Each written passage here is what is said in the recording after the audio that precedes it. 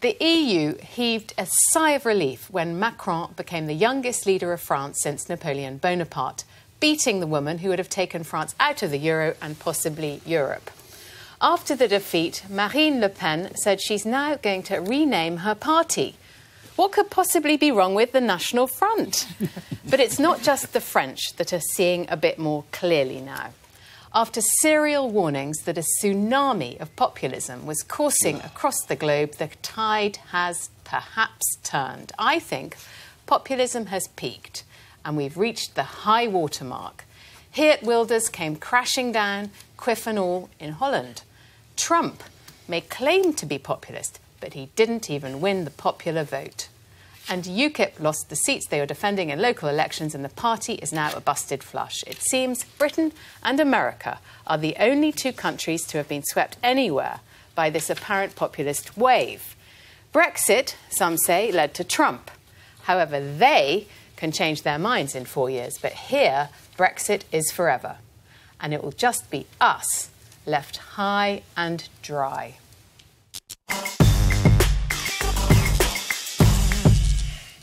You know, I loathe the way that people in their hummus-eating, yoga-practising, tennis-playing, Waitrose shopping way sneer at what... That's you!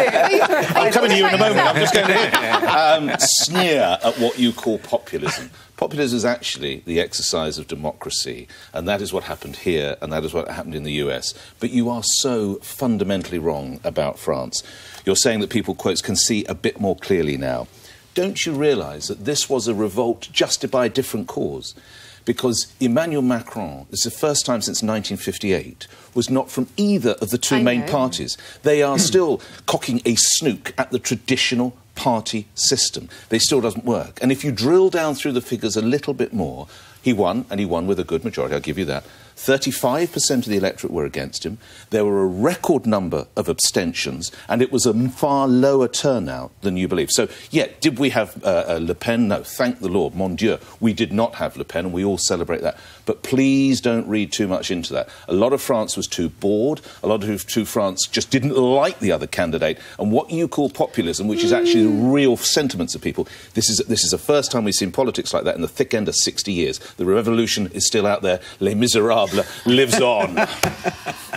I don't think you're quite right in saying because Macron is an independent who's only been in politics a year, who's never held elected office, that he's populist. Hang on, he's right.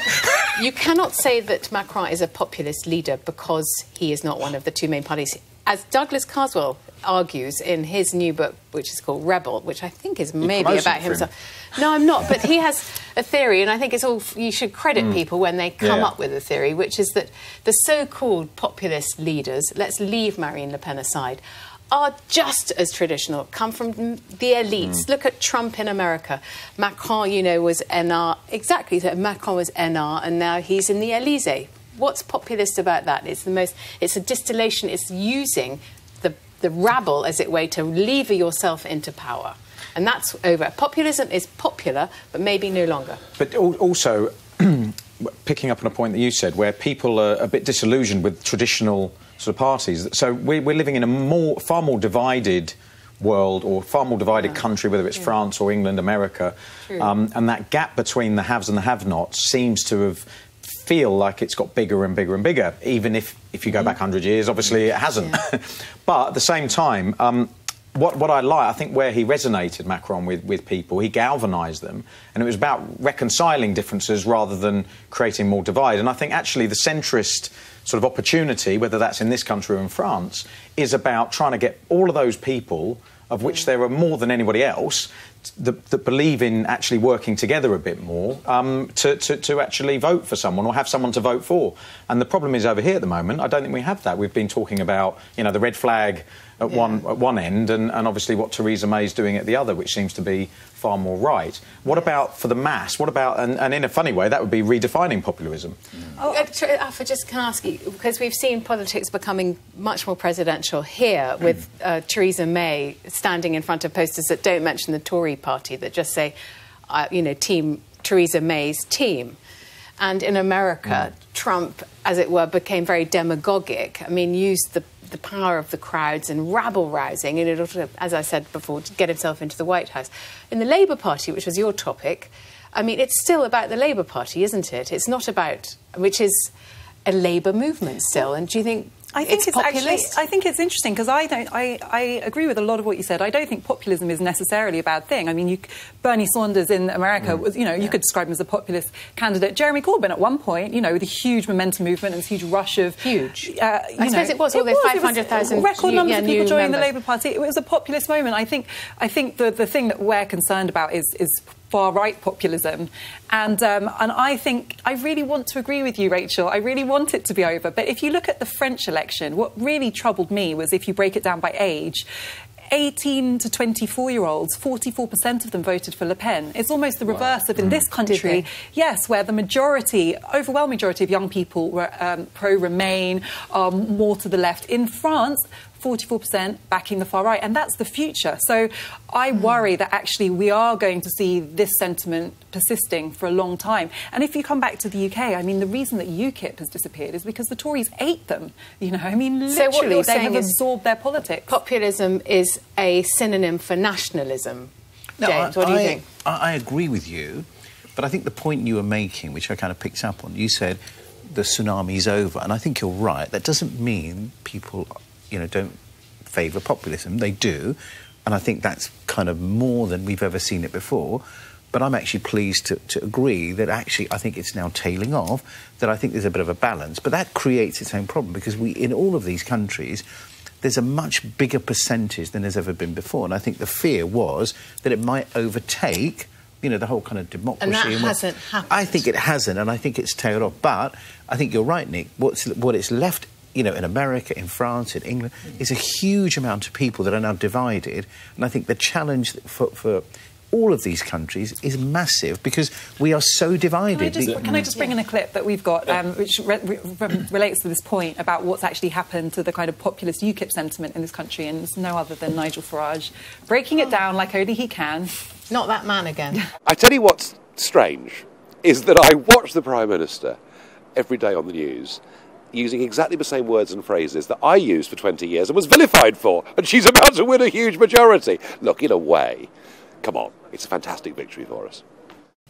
I mean, much as I disagree with everything that Nigel Farage said, you can't disagree with that. It's kind of, they've won the argument, and now they're framing the political debate. So populism has become so mainstream that it's kind of, it's succeeded itself out of existence. Ultimately, I think, you saying, is it the end of something? Have we peaked?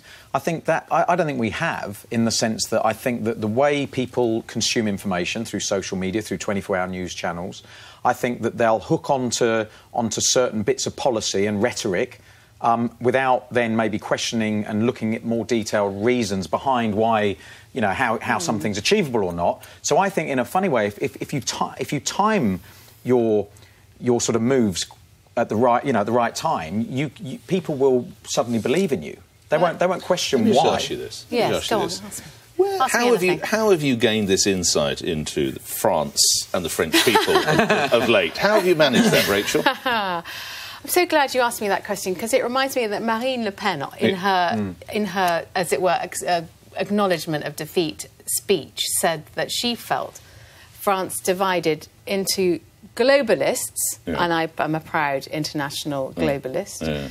Globetrotter, and patriots, and in a way that's just playing on national. You haven't answered the question. What have you done recently to gain an insight into the French political system and France? What Graham was saying. Can I put it a different way? Have you not been campaigning for your new friends in the Lib Dems and instead been playing tennis in the Sud de France, and rather successfully to boot? Yes, I have. Well done. Hashtag winning. Thank you very much. Congratulations on winning the cup. Well done. What was the great point you were going to make? Because you said that I said something earlier. Well, you see, your question, you were saying populism won't have peaked because people will just find it in other places, go on social media. But actually, if you look at UKIP and the way that, as Nigel was saying in the clip, the way the Conservative Party have adopted the entire wholesale UKIP agenda, and it's become CONKIP.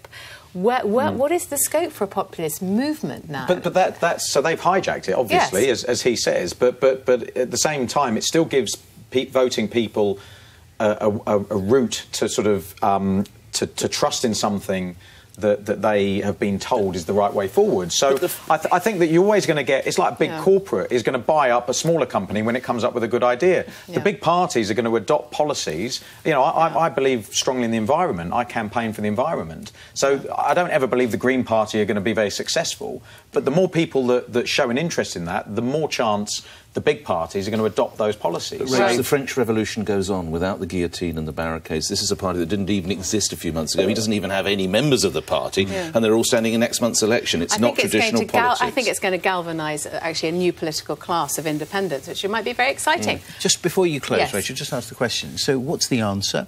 So if we've got such divided states now, how do we resolve that issue? How do we have a country with, you know, people with such extreme views? I've got an answer. Go on, Afua. Inequality. Inequality. You know, the evidence is that the more unequal societies are, the more nationalist and populist they become. The facts are there, you know, and so I think this is a reaction against inequality, but it's manifesting as xenophobia and fear of globalisation. Can I just finish with my favourite quote from Margaret Thatcher on that, what goes back to your red flag, which is socialism works fine until you run out of other people's money.